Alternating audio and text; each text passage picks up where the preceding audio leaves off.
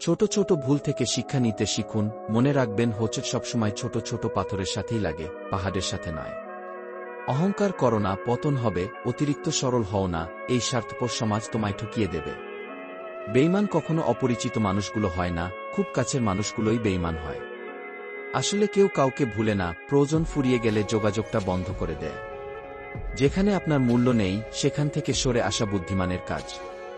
টাকা পয়সা না থাকলেই কখনো গরিব হয় না, প্রকৃত গরিব তো সে যার একটা সুন্দর মন নেই।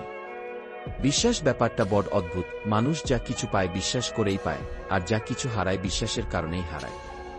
ভালোবাসার মানুষকে এত ভালোবাসা দেওয়ার পরেও যখন চলে যায়, তখন নিজেকে ব্যর্থ ভেবো না। ব্যর্থ তো সে, যে তোমার ভালোবাসাকে বোঝেনি। অহংকার বলে দেয় টাকা কত আছে, সংস্কার বলে দেয় পরিবার কেমন, মুখের ভাষা বলে দেয় মানুষটা কেমন, তর্ক বলে দেয় জ্ঞান কতটা, স্পর্শ বলে দেয় স্বভাব কেমন, পছন্দ বলে দেয় ভাবনা চিন্তা কেমন, স্বপ্ন বলে দেয় ভবিষ্যৎ কেমন। সেবা করো তৎপরতার সাথে, দান করো নির্লিপ্তভাবে, ভালোবাসো নিঃস্বার্থভাবে, ব্যয় করো বিবেচনার সাথে, তর্ক করো যুক্তির সাথে, কথা বলো সংক্ষেপে। জীবনে কাউকে আঘাত করার আগে একটু ভেবে নেবে, নিজে আঘাত পেলে কেমন লাগে। মনে রাখা উচিত, জীবনে কাউকে কাঁদিয়ে বেশি দিন ভালো থাকা যায় না। আপনার সমস্যাটা আপনাকেই সমাধান করতে হবে। অন্য কেউ সান্ত্বনা বা ঘড়ি ধরে 5 মিনিট কথা বলে কেটে পড়বে। সারাদিন চলার পথে আপনি যদি কোনো বাধার সম্মুখীন না হন, তাহলে ভাববেন আপনি ভুল পথে হাঁটছেন। তোমরা আমাকে ভালোবাসো অথবা ঘৃণা করো, দুটোই কিন্তু আমার পক্ষে।